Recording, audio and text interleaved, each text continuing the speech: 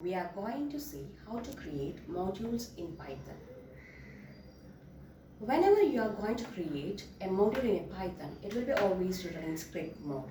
See, here in this particular program, I have written three function definitions. One is add, next one is sub, another one is product. It is mainly used for addition, subtraction and multiplication as its name is being specified here. And it's being saved with a name calc.py, and in the shell mode, when you are going to execute this program, press F5 and get into shell mode. There you specify the module which you have to use in that particular thing. Import calc. In the next statement, you call the function add of this particular program. So calc.add within bracket 4,5 is given. It will definitely calculate 4 plus 5 and the output will be printed to us 9. In the next one, I have called a sub function. So 9 and 2 are passed as values and it will calculate 7 and it will be printed there. In the next one, product function is being called, 2, 3 is being called, it will return a value 6. Immediately after that you can see shell prompt. So in all these three function definitions, I have passed two formal parameters, one is A and B.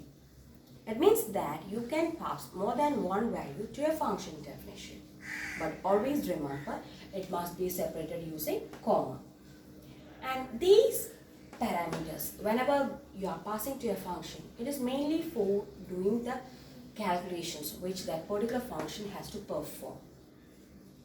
It can be either passed as formal parameter or in the function definition it can be accessed from the user. Here it is being passed as formal parameters. So whenever you are going to call that particular function, you must pass value of A and B in the calling statement. If it is missing, nothing should be passed. Remember certain points which you have to remember whenever you are doing a function definition. Mainly whenever you are creating a function definition, two keywords are used in Python. One is def, another one is return. Def is mandatory, it always indicates the beginning of a function definition. And return, it is going to return a value, but it is optional. Sometimes only we will try to return a value from a function, or else we will print in that function itself. And whenever you are going to call a function, always remember, it must be defined before it's called. Statements of a function will not be executed unless you are calling that particular function. Otherwise, it will be still remaining in your program itself. The order of statements executed in a function is known as flow of execution. Number of parameters must be always matching to number of arguments. Otherwise, you will get error. If there is no argument, you have to simply specify its name and brackets. For example, print within 2 brackets. If you are going to give like that, nothing is going to print it, but one line will be skipped. Whenever you are passing values to a function, it can be of two types. It can be immutable or mutable. If it is immutable, it can be a tuple or a string. If it is mutable, it can be a list or a dictionary.